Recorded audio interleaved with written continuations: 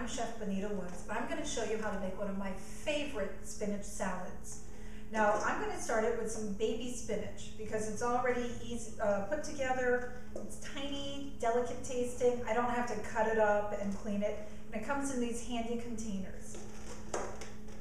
It's not necessary, but because I had the opportunity, I'm going to mix it with some baby kale that I saw just sitting there at the grocery store begging for me to pick it up.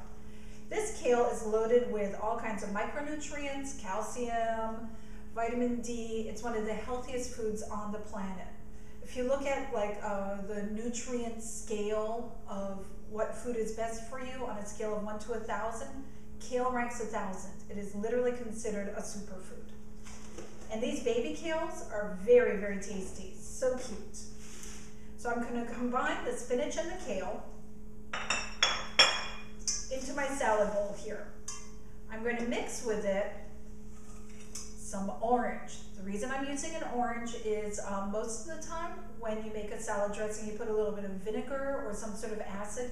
The juice from this orange is going to act as my acid in the dressing. And as a chef, I have the skill to do this, and if you watch, you can copy me in your own home. I'm just going to cut off the skin.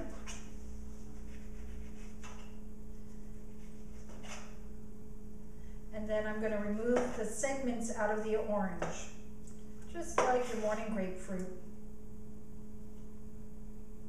or at least as I had it when I was a child. I am slicing the meat out from the skin, and as you see, I leave little flaps here for the skin. I don't really want that.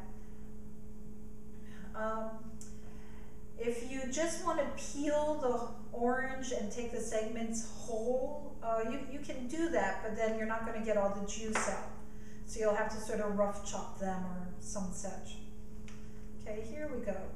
Now the rest of this orange, I am going to squeeze it because there's still a lot of juice left with that skin. And this, as I said, is the acid for my dressing. And what else is in orange? It's rich in vitamin C, vitamin D, and calcium. This is really good for you to fend off colds and flus. It oxygenates your blood. And one nice thing about oxygenating your blood is it keeps your brain functioning, because brains need a lot of oxygen to work. If you don't feel like going to all this effort, you can use canned oranges. Absolutely fine. Just please get the oranges that are in juice, not in a sugar syrup. Whole different creatures. Here's another orange that I used earlier. Get that mess out of the way. I'm also going to add some tomato. My recipe calls for grape tomatoes, which are very cute little things, but this was a vine-ripened tomato that I could see and smell from across the produce aisle. It was so aromatic and so beautiful. Look at how red that is. This is also rich in vitamin B and vitamin C. I have here some olives. Olives are wonderful. They're a fruit, so they mix surprisingly well with the orange, which is a fruit, and the tomato, which is a fruit. These are 3 fruits put together. Olives are also rich in your omega fatty acids. Very good for you. Little bit of onion for a bite. If you don't like onion, you don't have to put it in. If you do like it, you can add a little more. Little pepper. Bit of salt.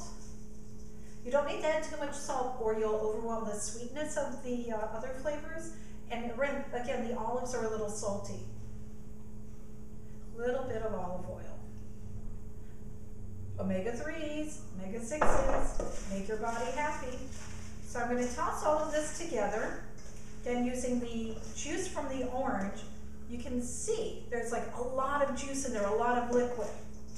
And one thing about any kind of acid when it goes on greens is it kind of molecularly cooks the greens. The acid goes into the greens, the green absorbs it, makes them wilt a little bit.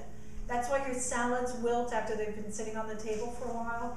So even if you start with a large bowl of this, it will sort of soften down a little bit. That makes it easier for your body to digest.